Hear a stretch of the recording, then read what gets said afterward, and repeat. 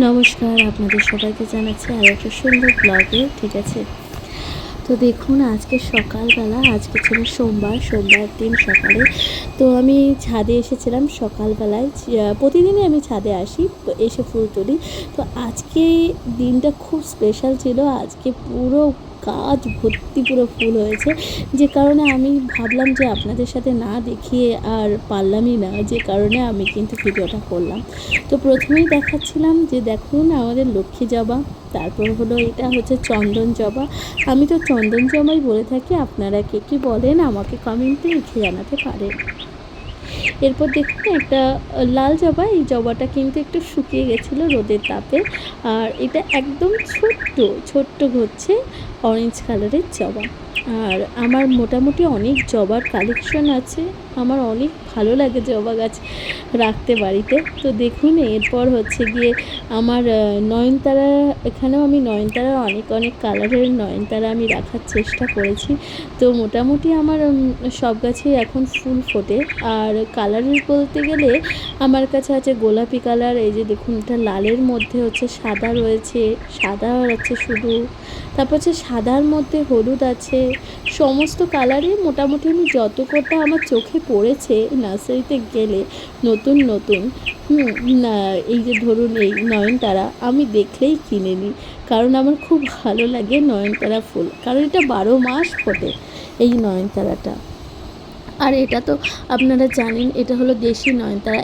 এই গাছ তো আমাকে বসাতেই হয়নি, কারণ এই গাছ আমাকে পাখি দিয়েছে।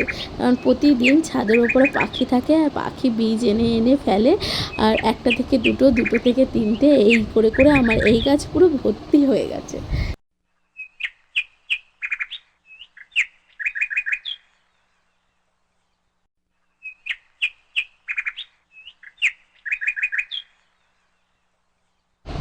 তারপর আপনাদেরকে দেখাচ্ছি, দেখুন এইটা হচ্ছে আমার লাল জবা।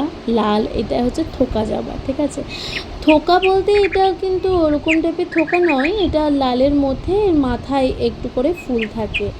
আর এই গাছে দুটো, এই গাছে একটা, সবই মোটামুটি ফুল ফুটেছে। আর এইখানে দেখুন এটাও আমার নয়নতারা আরেকটা কালার, এটা কিন্তু হালকা গোলাপি আর মাঝখানে একটু লাল রয়েছে। আর এই মোটামুটি আমার অনেক জবা গাছ রয়েছে, আপনাদের সাথে এক এক করে সব দেখাচ্ছি।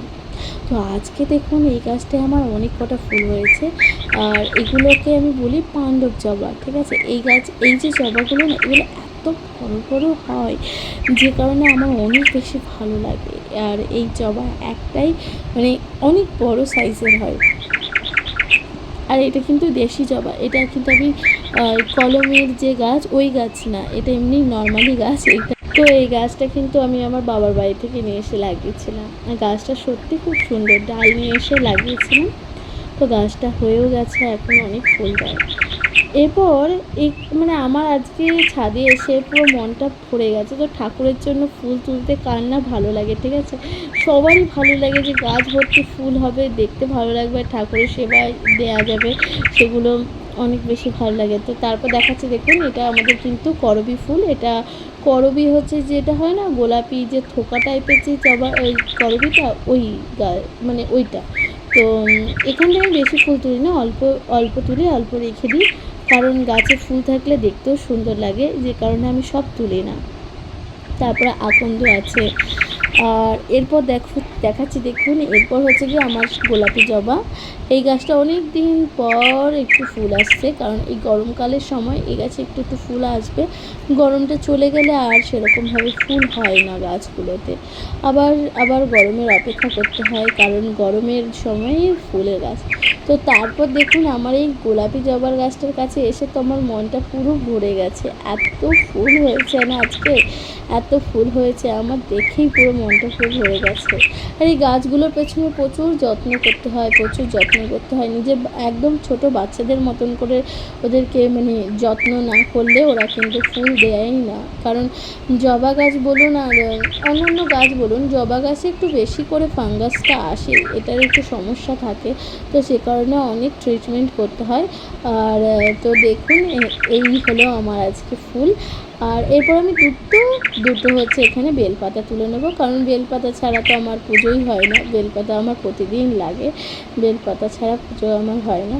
আর এই যে দেখুন আজকের আমার ফুল, আজকে হচ্ছে পুরো জবা টপ, ঠিক আছে, মানে এত জবা হয়েছে, আমার খুব ভালো লেগেছে। তো আজকে লাইক করে দেবেন, সাবস্ক্রাইব করে দিন।